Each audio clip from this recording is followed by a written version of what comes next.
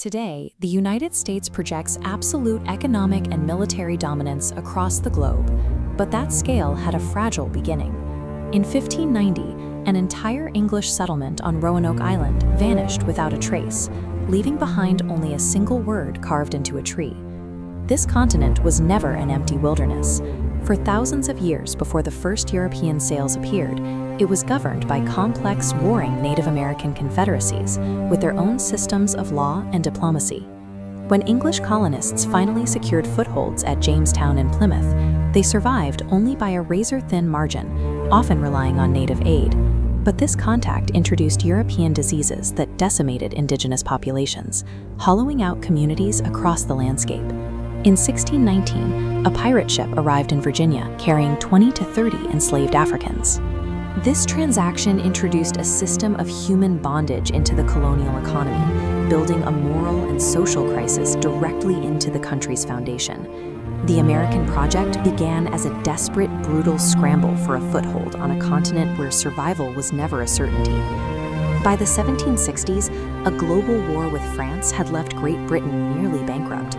To recover their losses, the British Parliament began levying direct taxes on their American colonies to exert tighter financial control. The colonists refused to pay without having a voice in Parliament. Frustration led to organized resistance, and in 1773, the Sons of Liberty boarded British ships in Boston to destroy hundreds of crates of tea in open defiance of the Crown. The British response was military force, and by 1775, open warfare broke out at Lexington. To prevent their forces from being wiped out piecemeal, the Continental Congress formed a unified army and placed George Washington in command.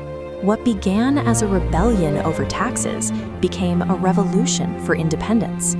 In July 1776, the colonies formally broke from Britain, issuing a written declaration that all men possessed inherent rights to life, liberty, and the pursuit of happiness.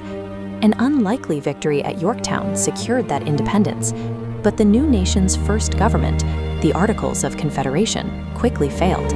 It lacked the authority to mediate state disputes or even pay the soldiers who had won the war. In 1787, delegates met in Philadelphia to draft a new constitution. They designed a system of federalism, dividing authority between a national government and the states, to create a sustainable balance of power. While this constitution created a working republic, it relied on heavy compromises to protect the institution of slavery. The founders built a functional nation, but they hardwired a geographic and moral fracture into its core. In the 19th century, a conviction called manifest destiny took hold, the belief that the United States was divinely destined to inhabit the entire continent. The 1803 Louisiana Purchase nearly doubled the size of the republic, pushing the frontier to the Rocky Mountains. This drive west resulted in the forced, brutal removal of indigenous tribes and the aggressive acquisition of the Southwest through war with Mexico, bringing the United States to the Pacific coast.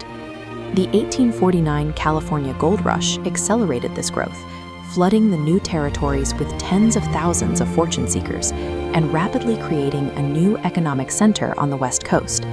But every new territory sparked a violent political battle in Congress. The central question, whether these new areas would be admitted as free or slave states, pushed the federal government toward a stalemate. The tension reached a breaking point with the election of Abraham Lincoln. Because he ran on a platform opposed to the expansion of slavery, his victory triggered the immediate secession of several southern states. In April 1861, Confederate forces bombarded Fort Sumter, a federal outpost in South Carolina. After 34 hours of fire, the fort surrendered, and the United States was plunged into a catastrophic civil war. Territorial expansion, the very engine of America's growth, was exactly what tore the nation apart, forcing a violent internal conflict to decide the country's survival. After the Civil War, the reunited nation shifted its focus from conquering land to conquering distance. In 1869, the Transcontinental Railroad was completed, shrinking a 6-month journey across the continent into a matter of days. To build this new landscape, the country relied on a massive influx of global immigrants. These millions of new arrivals provided the essential labor required to dig the mines and staff the booming factories. This workforce built the physical infrastructure of modern American cities, using forged steel to push the nation's expansion skyward and redefine the urban skyline. This industrial surge integrated the fractured republic into a global manufacturing center, securing the logistics and manufacturing base needed for the world wars to come. As World War II began, the nation's vast industrial base was rapidly repurposed into the arsenal of democracy, churning out the aircraft and armor needed to fight on a global scale. The United States projected this power onto two global fronts, deploying millions of troops to turn the tide of the war in the Pacific and across Western Europe. The war ended with a demonstration of technological supremacy. The deployment of atomic weapons showed a new and terrifying capacity for destruction that effectively ended the conflict. Emerging with its own infrastructure intact, the U.S. became a global superpower. Its expansion was no longer about owning land, but about winning an ideological Cold War against the Soviet Union.